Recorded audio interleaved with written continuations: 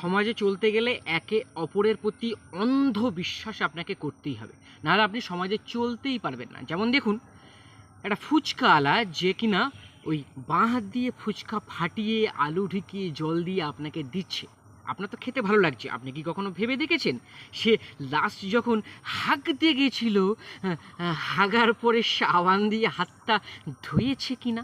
হ্যাঁ, ভাবতে কেমন লাগছে না? মনে হচ্ছে না না, আমার কাকু এমন করতেই পারে না। হ্যাঁ, এটাকেই বলে বিশ্বাস, অন্ধবিশ্বাস, যেটা সমাজে চলতে গেলে প্রয়োজন।